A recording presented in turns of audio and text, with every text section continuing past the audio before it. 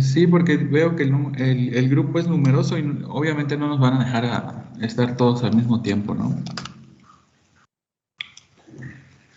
Porque eso iba a pasar con los laboratorios de química general y solo teníamos permitido como de la capacidad máxima que eran 3, 6, 9, 12, que eran como 30, no, como 20, solo nos iban a dejar pasar a 10. Entonces voy a ver la manera de cómo distribuirlos para poder tener las prácticas. Entonces, bueno, es una pequeña noticia, ¿no? Sí va a haber laboratorio. Baruch, ¿qué pasó? Profe, perdón, quería preguntarle, se supone que la dinámica de los laboratorios este semestre es que toda esta semana no vamos a tener clases. Ajá. Todas las clases que tienen ahorita van a estar justificadas. Ok. Sí, gracias. Esa era mi pregunta. Sí, bueno, te digo lo que he escuchado en el grupo, pero todavía falta que nos confirmen, ¿no? Entonces está en veremos. Pero yo creo que Ok, sí. gracias, profe. No, por nada. Muy bien. Entonces, vamos a empezar con el tema del día de hoy.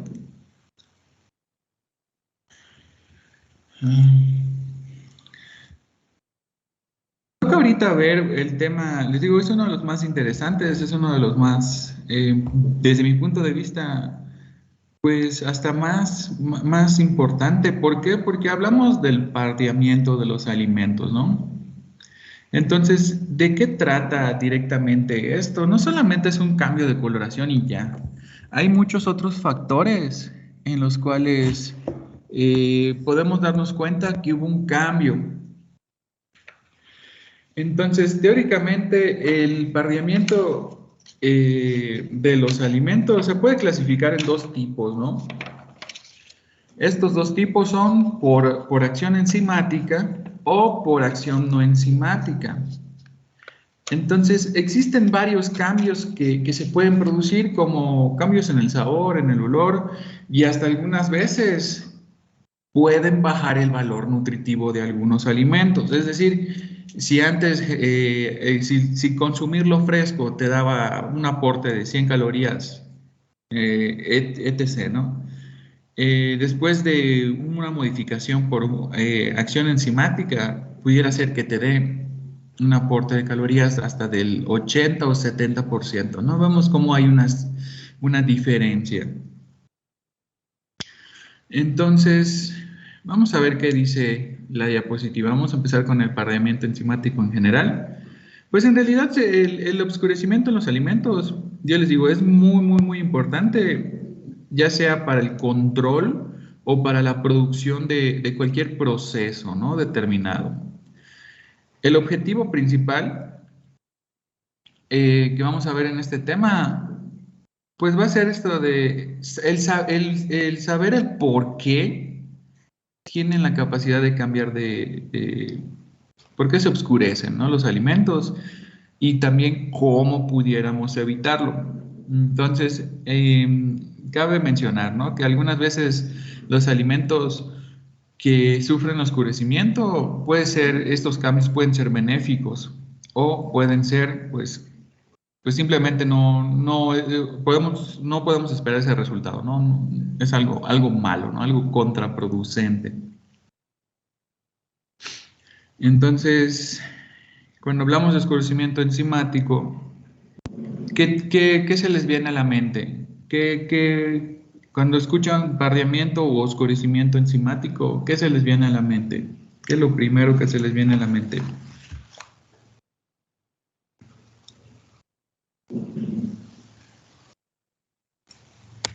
Pues que integren enzimas en el proceso de oscurecimiento del alimento, ¿no? Exacto, ¿no, Jacqueline?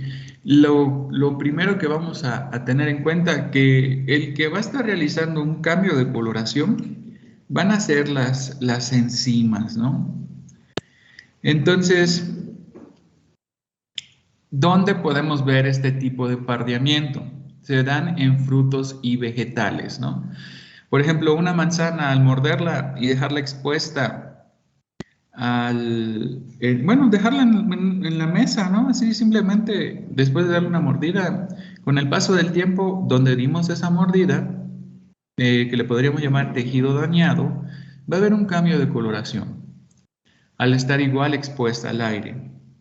Entonces, se sabe que dentro de las frutas, verduras y algunos hongos o setas, o como los champiñones, este oscurecimiento se puede dar.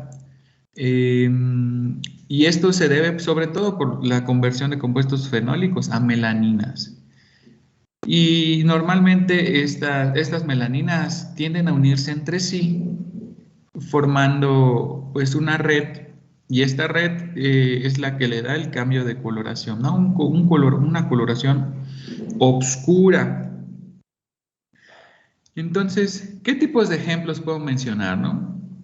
Por daño mecánico, por tejido dañado o por algún tipo de cuando se rompe o se lastima la integridad de la corteza de alguna fruta o verdura. Los ejemplos más claros son que se van a oscurecer son las papas, las manzanas, plátanos, duraznos, el tabaco. De hecho, algunos pardeamientos enzimáticos favorables es en el tabaco, en el té, en el café.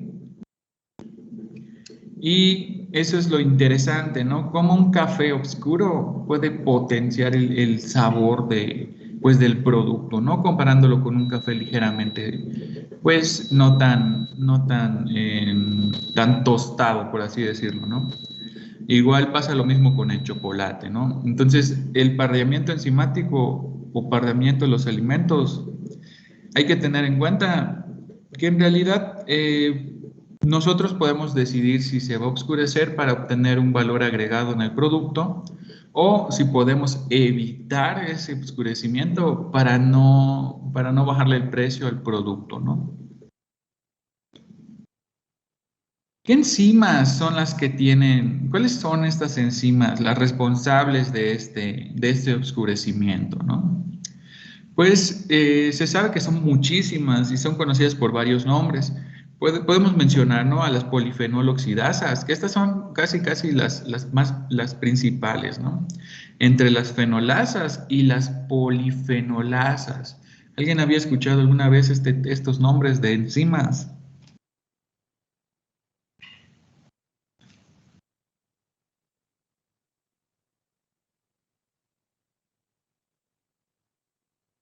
Sí, profe. Muy bien. Técnicamente, ¿qué sería lo interesante, no? ¿Cuál es en realidad, qué es lo que necesitan para tener actividad catalítica, todas este grupo de oxidasas? Oxígeno.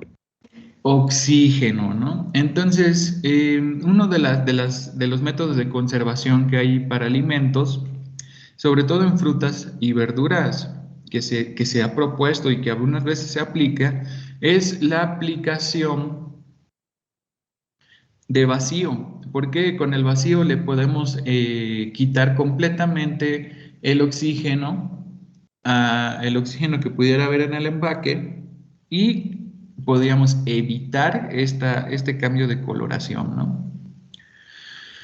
Hay otras enzimas que están directamente ligadas, como por ejemplo las difenoloxidasas o las oxidorreductasas. Estas de por sí siempre las vamos a encontrar en los productos, ¿no? Pues casi todas las reacciones catalizadas por estas enzimas pues necesitan de cobre como cofactor, sobre todo las de la familia de las lacasas. Estas no son pertenecientes directamente a las frutas, pero se pueden encontrar. Hay genes en los cuales se han encontrado en el genoma de algunos árboles en los cuales se encuentra el gen para la codificación de esta enzima. También se pueden encontrar en hongos, como por ejemplo, ¿alguien conoce algún hongo comestible? además del champiñón, que es el Agaricus bisporus. ¿El portobello o portobelo? Forma parte, es una subvariación de los Agaricus bisporus, ¿no? Pero sí, también el portobello. ¿Qué otro? El que te da como alucinaciones, profe, ¿cómo se llama ese? Hay varios. Está Psilocibe mexicanis, está Psilocibis vulgaris, está Amanita muscaria. Hay muchísimos, ¿no? Pero ¿cuál será? El rojo con blanco. Los que les llaman pajaritos, que son unos honguitos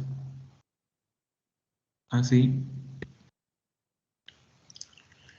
Pero todos esos son con fines, con otros fines, ¿no? O sea, no los podemos comer.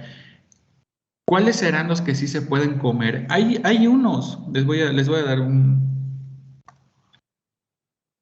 una anécdota, ¿no? Que crecen en los hongos, se llaman, son hongos endofito patógenos, ¿no? Yo en el laboratorio en el cual trabajaba mucho con estos. Hay una especie que crece en los árboles como que de esta manera. Y no es el Ganoderma lucidum, ¿no? Este hongo corchoso que se le atribuyen muchos tipos de curaciones, ¿no? De atributos, ¿no? Este que les digo se llama Pleurotus ostreatus. Es un hongo que van a encontrar en cualquier Walmart, ¿no? Se les conoce como setas o setas ostras. ¿A qué voy con todo esto?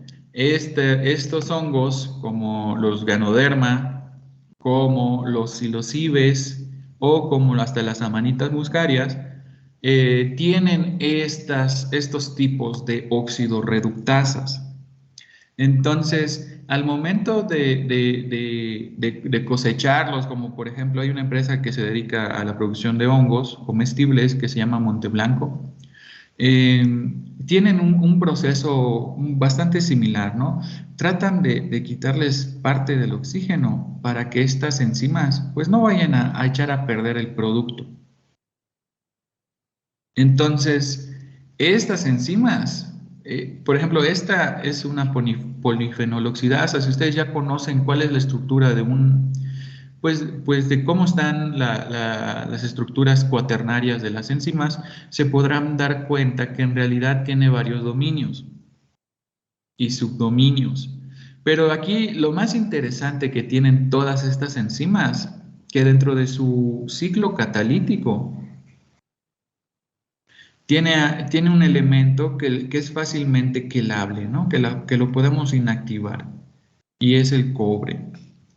Entonces, el cobre siempre funciona como cofactor para poder capturar las moléculas de oxígeno y llevar a cabo, pues, la catálisis, ¿no? Entonces, ¿qué es lo que van a estar modificando? ¿Cuál sería el sustrato? Ya dijimos que necesitan como cofactor al cobre, pero ¿cuál sería el sustrato de las enzimas?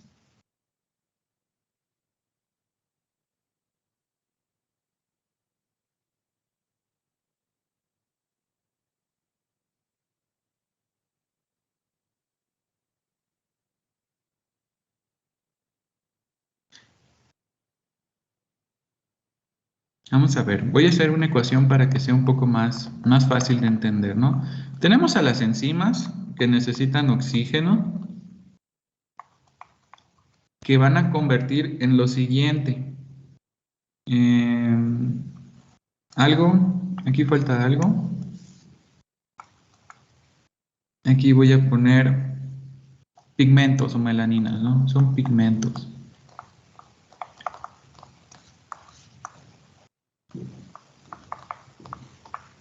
¿Cuál es el sustrato, no?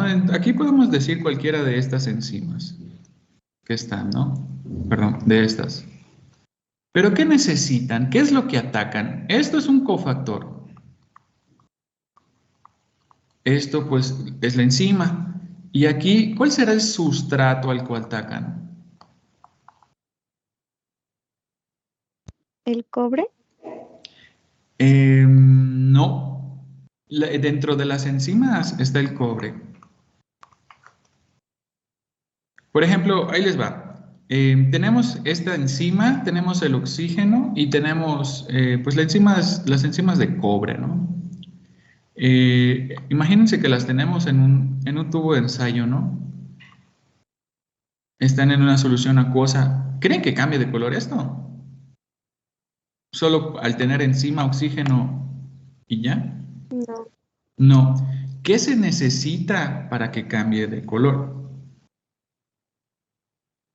O sea, ¿qué va a cambiar de color? ¿Cuál es el sustrato? ¿Sobre qué actúan las enzimas?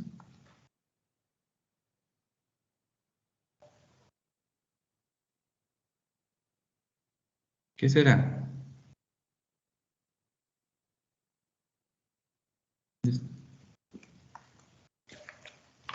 ¿Qué será?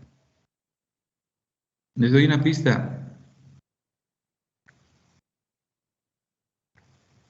¿Cuál será el sustrato de las polifenol oxidasas o de las fenolasas o de las polifenol lasas?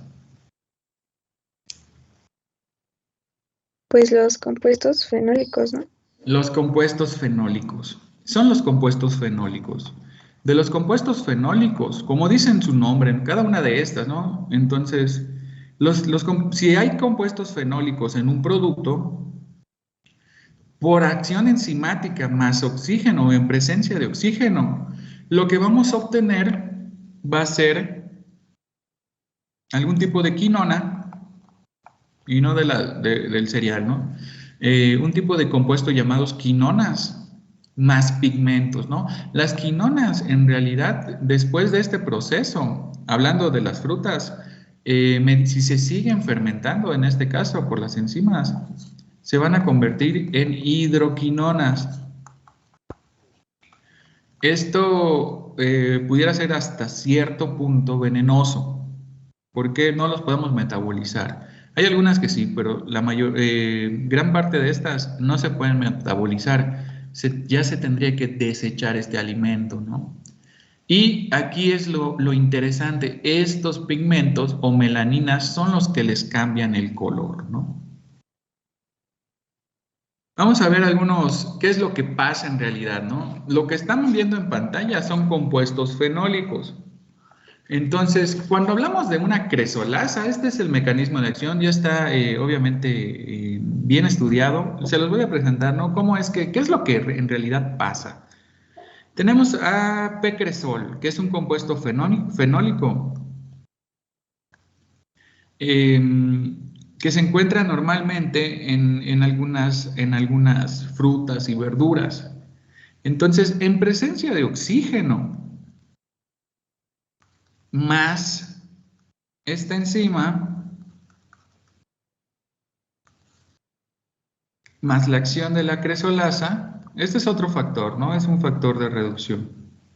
Se podría convertir, no me quedó tan larga la flecha, pero no importa, se entiende, en un compuesto B más H2O y se convierte en 4-metilcatecol. 4-metilcatecol, ¿no? Este 4-metilcatecol puede ser como un subproducto en el cual pudiera tener propiedades volátiles, ¿no? Como olor y un cambio de saboración. Ahorita no recuerdo cuál era el cambio que daba el 4-metilcatecol. Más adelante tengo una tablita en la cual vamos a ver cuáles son los cambios, ¿no? Y, por ejemplo, también tenemos esta estructura. ¿Alguien la reconoce? ¿Ya llevaron bioquímica?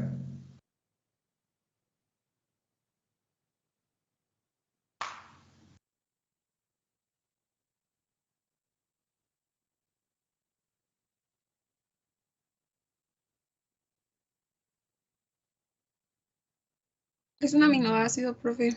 Muy bien, ¿cuál?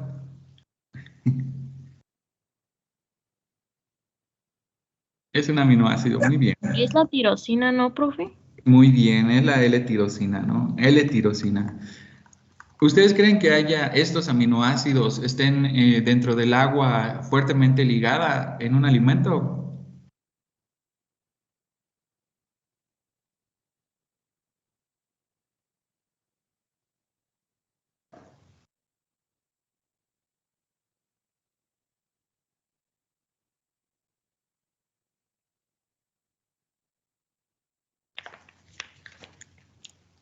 Dato curioso, ¿no? L-tirosina es uno de los aminoácidos que más predomina en la papa. Entonces, el P-cresol también está dentro de las estructuras intracelulares, dentro de las células de las frutas. Pero la L-tirosina la encontramos en la papa. Esto eh, es como decirlo, esto lo saqué en un artículo, ¿no? Relacionado con la oxidación. Entonces, pues más oxígeno y más un factor con hidrógeno, o cualquier tipo de compuesto con hidrógeno, pudiéramos decirle hasta agua, más la acción de, en este caso, de la misma enzima de la cresolasa. ¿Qué es lo que va a convertir? Va a ser una reacción química, se va a convertir en 3,4 dihidrofenilalanina, ¿no? Entonces aquí vemos una conversión de tirosina como precursor de la 3,4-hidrofenilalanina, ¿no? Entonces, en serio, no es algo tan sencillo, es algo que en realidad es algo muy complejo que pasa. Entonces, hay que entender qué es todo este procedimiento, ¿no? Porque a partir de todos estos estudios, y hay hay científicos que se dedican en realidad a estudiar todos estos cambios por las enzimas, sobre todo en alimentos, es la importancia, ¿no? Porque al momento de ver qué es lo que pasa, cuál es el subproducto, se pueden obtener diferentes productos por este tipo de acción enzimática. Entonces, ¿qué tipo de productos? Se puede encontrar un edulcorante no calórico, se puede encontrar también esto de diferentes tipos de pigmentos. Entonces, esto es lo interesante, ¿no? Estas enzimas, al trabajar, al ser catalizadoras de sustratos fenólicos, hay un sinfín de posibilidades de obtención, ¿no? Podemos hasta encontrar diferentes tipos de moléculas con actividad antimicrobiana. Entonces, sí es muy interesante poder entender qué es lo que va pasando, ¿no? Por ejemplo, este es un catecol. Sí, escucho. En el compuesto que se creó de la tirosina, ¿es diferente si es hidro a hidroxi? Y sí es diferente, porque por ejemplo, recuerden, hay diferentes grupos funcionales, ¿no? Por ejemplo, está el oxi, que viene siendo un enlace, lo podemos representar así. Y está el dihidro, que normalmente viene simbolizando estos dos grupos OH, ¿no? Que son los dihidroxilos. Entonces, en química, cuando hacemos esto de referencia a oxi, estamos hablando de un oxígeno enlazado a cualquier cosa, ¿no? Pues en química normalmente está enlazado a carbonos. ¿Por qué la pregunta? Ah, es que pensé que ahí iba a ser dihidroxifenilalanina en lugar de hidro, por eso. Pero ya me quedó claro. No, tienes razón, me faltó una X, sí. Es dihidroxifenilalanina. Tienes razón. En nomenclatura. No, tienes razón, me confundí. Muy bien.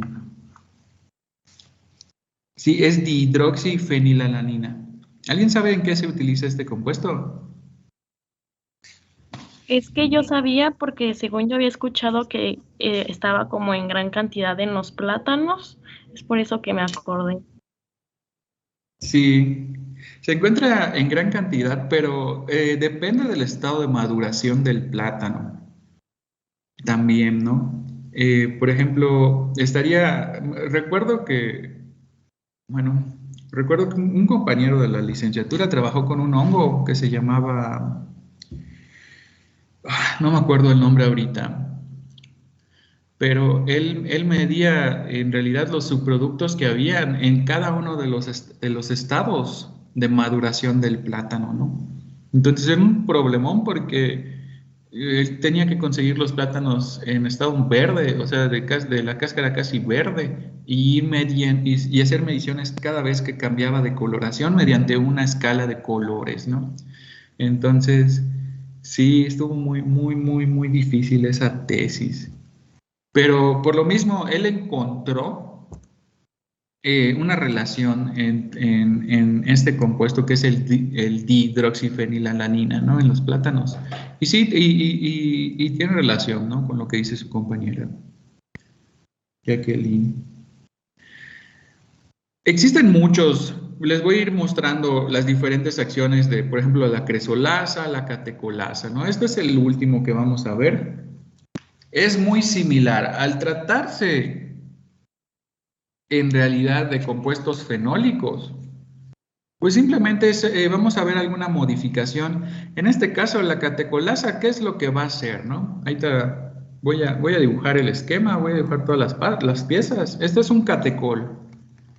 Este catecol, por ejemplo, para determinar alguna acción enzimática o algún tipo de acción antioxidante, se puede usar como control, ¿no?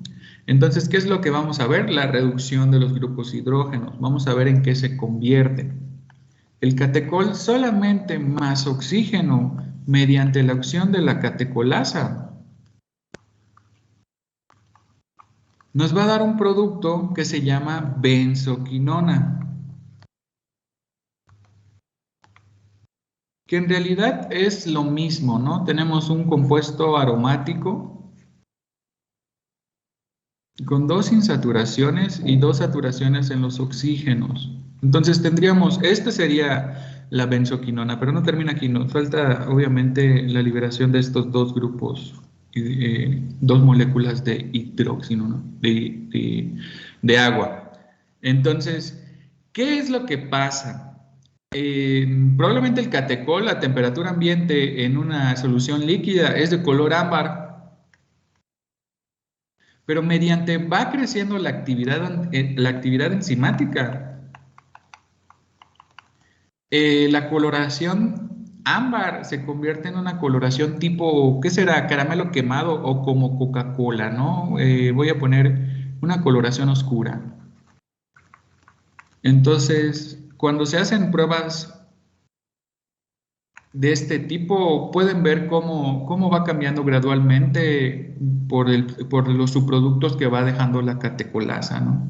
Entonces, esto les digo, es muy importante. ¿Por qué?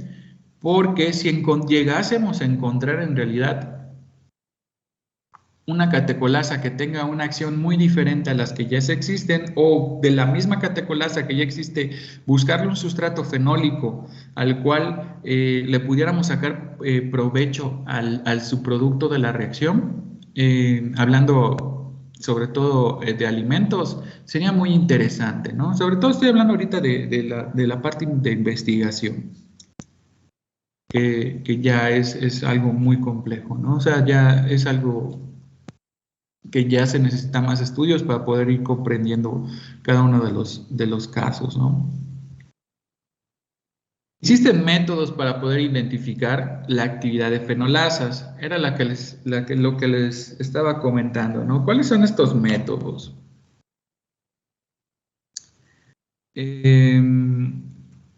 Pues son normalmente métodos que se utilizan igual para algunas fenoloxidasas o para oxidasas en general de cualquier reino. Podemos ver aparición de pigmentos que absorben a 420 nanómetros mediante UV visible. Podemos utilizar una cierta concentración de ácido ascórbico en esta preparación. Se mezcla con ácido ascórbico. Y lo que se va a medir en realidad son se va a medir la oxidación de este ácido ascórbico a 265 nanómetros. También están una prueba en la cual teníamos que utilizar iones de ferriocianuro, y normalmente su producto que queda se debe visualizar en un UV visible a una absorbancia de 430 nanómetros. Estos son los métodos para diagnóstico, para poder saber si tenemos en el alimento la acción de alguna fenolasa, ¿no? ¿Qué es lo que pasa? Ahorita les voy a ver si, bueno, aquí antes de pasar a los factores que influyen en la intensidad del oscurecimiento, pues vimos diferentes compuestos fenólicos, ¿no? Por ejemplo, la benzoquinona.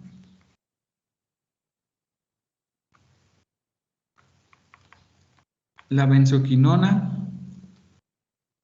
Pudiéramos encontrar otros tipos de compuestos como el metilcatecol.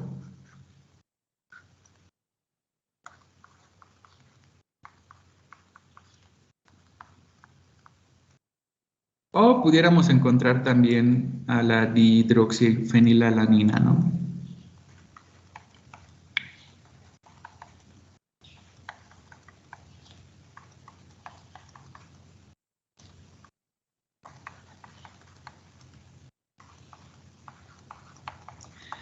Pero ¿hasta qué punto ya empiezan a hacer, se pueden observar estos tipos de cambios de coloración? Lo que pasa en realidad es que después de una formación de un compuesto fenólico modificado, es que estos empiezan a unirse. Entonces, no se sabe el mecanismo con el cual se unen, pero se sabe cuál es la molécula, una de las moléculas finales que puede dar un cambio de coloración en los alimentos, ¿no? Y estas, se las voy a intentar dibujar lo más rápido posible para no quitar tanto tiempo, pero es solamente para que se vayan dando una idea, ¿no?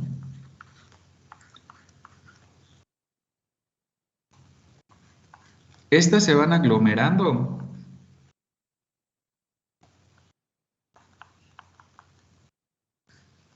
hasta formar estos tipos de estructuras que se les conoce como melaninas, ¿no? Y estas son las que dan el cambio de coloración. Estas son las que, por su estructura plana, si nos fijamos y nos ponemos a ver el tipo de orientación de los carbonos, la hibridación que llegase a tener, la mayoría que vamos a encontrar aquí va a ser del tipo sp2, o sea, van a ser planos. Y al estar planos, estos tienden a refractar la luz y dar un cambio de coloración, o podríamos ver colores de tipo oscuro. Entonces, según la concentración de las melaninas, va a ser el impacto que va a tener la coloración final de un producto. Voy a borrar todo. ¿Hasta aquí alguna pregunta?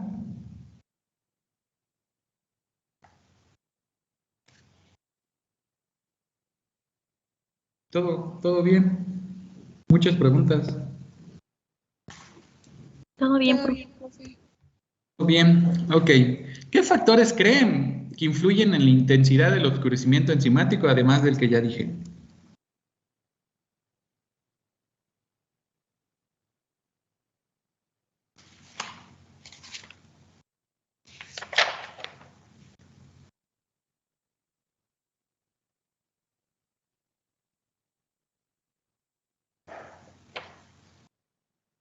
La temperatura. Temperatura, ok. ¿Qué más? ¿Podría ser por los azúcares, profe? Azúcares. El pH. El pH, temperatura.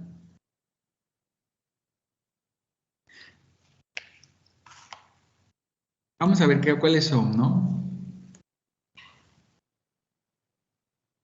Los factores que pueden influir dentro de la intensidad del oscurecimiento enzimático son bastantes, ¿no? Puede ser desde la especie, no sé, vamos a poner ahorita, pues estoy con las manzanas, ¿no?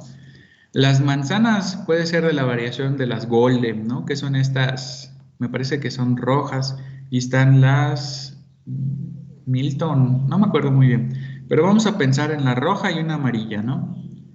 En realidad, por especie, podemos corroborar que una más, o sea, si las comparamos y las cortamos, una de esas dos va a tardar más en el cambio de coloración.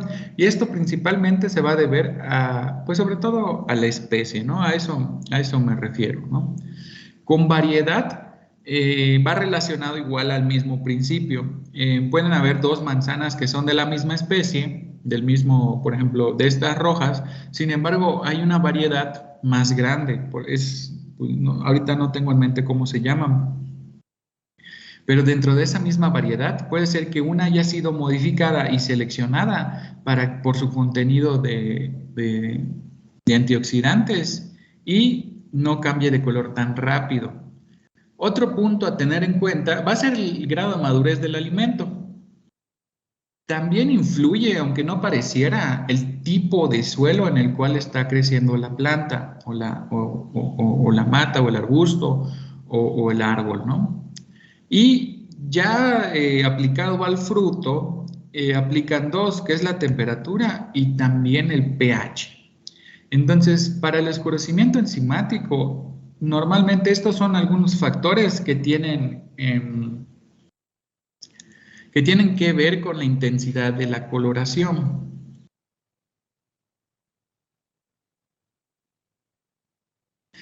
Y por último, antes de terminar la clase del día de hoy, vamos a ver cuáles son estos métodos, ¿no? Para controlar el oscurecimiento enzimático.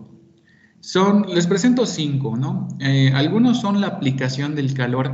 ¿Por qué creen que aplicar calor a un alimento va a evitar que se oscurezca? ¿Será? ¿Cuál es el fundamento de la aplicación del calor?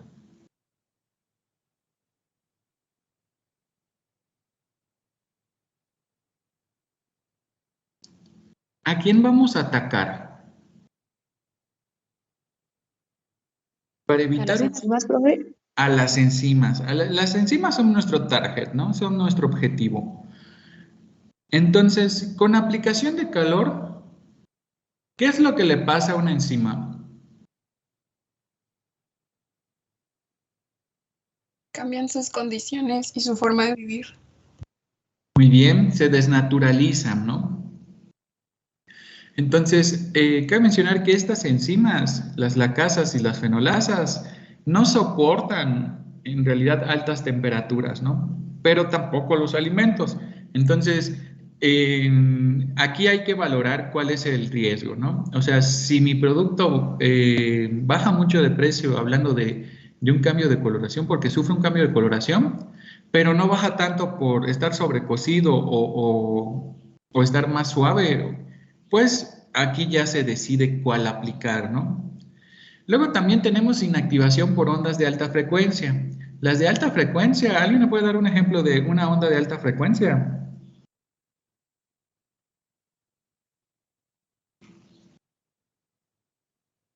¿Cuáles serán estas ondas de alta frecuencia?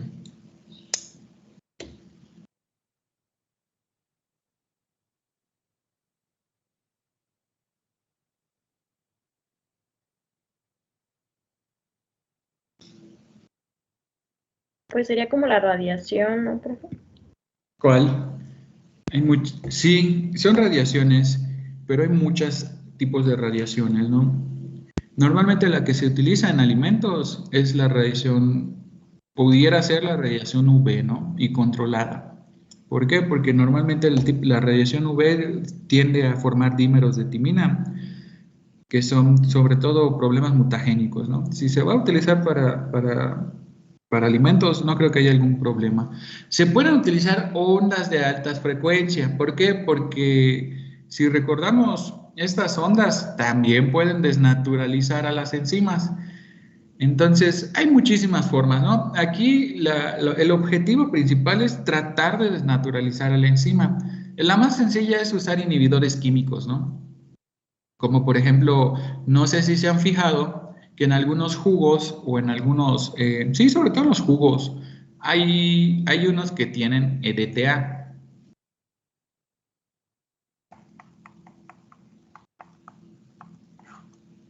Si se fijan, normalmente en los jugos Peñafiel, estos que están endulzados y que dicen que tienen pulpa de fruta verdadero, ¿no? Natural más bien, van a darse cuenta que a veces tienen EDTA. El EDTA es un quelador por excelencia, ¿no? ¿Qué le va a hacer a la enzima? Le va a robar el cobre de su sitio activo y la va a inactivar completamente y ya no va a haber un cambio de coloración. También se pudiera utilizar la aplicación de ácidos, ácido cítrico, ácido ascórbico, diferentes tipos de ácidos. ¿Para qué? Para cambiar la conformación o la estructura cuaternaria de las enzimas. Entonces, normalmente en ácidos, estas enzimas lacasas, y fenoles oxidasas y todas las demás, cubren el sitio activo. ¿Por qué? Porque no les, o sea, por la concentración de aminoácidos que tienen en su cadena polipeptídica. Al momento de cambiarles de pH, estas se cierran, ¿no? O sea, se cambian su conformación y ya no tienen la conformación nativa. Entonces, ya no tienen esta actividad catalítica tampoco. Y la última es la exclusión de oxígeno, ¿no? Es quitarle cualquier tipo de oxígeno al alimento y normalmente lo podemos ver en empaques que están cerrados al vacío. ¿Algún otro método que tengan en mente?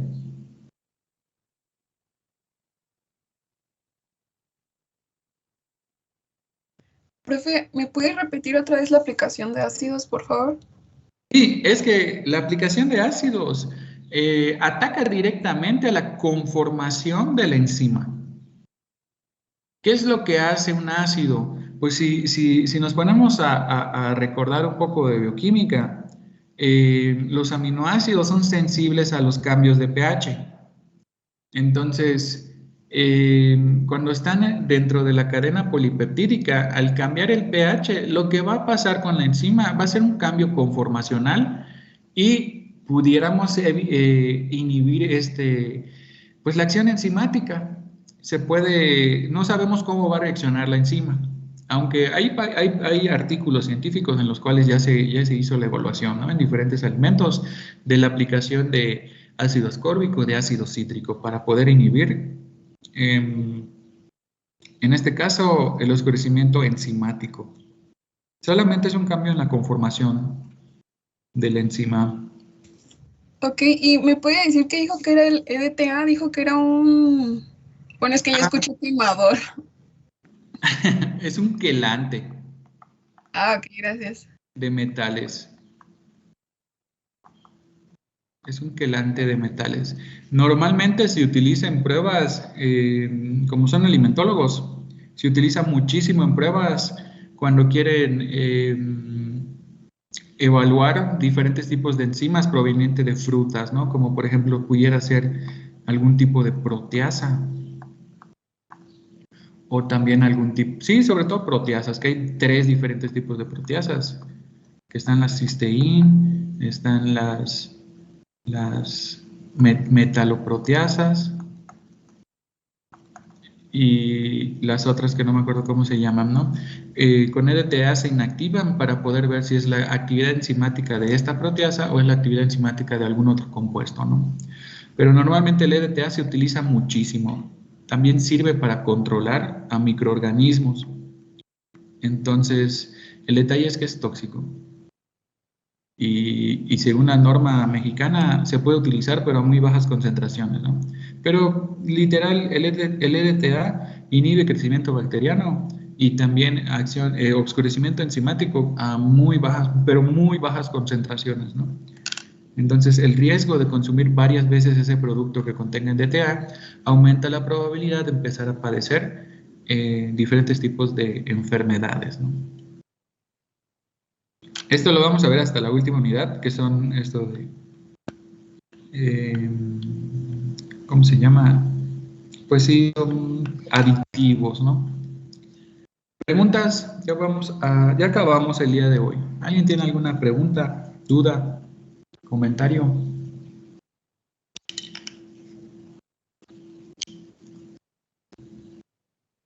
No, profe, todo bien. Muy bien, Carola. Entonces, eso sería todo por el día de hoy.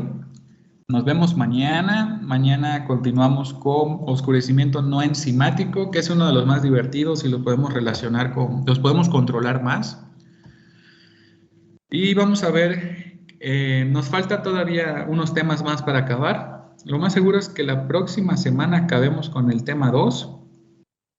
Esperemos que sí, para ya poder evaluar esta unidad y pasar a la siguiente. Muy bien, bueno, por mi parte es todo. Espero que tengan un excelente día y nos vemos hasta el día de mañana. Cualquier duda me pueden mandar un mensaje en el chat. Hasta luego. Gracias. Profe. Muchas gracias, Profe. profe. Buen día. Gracias, profe.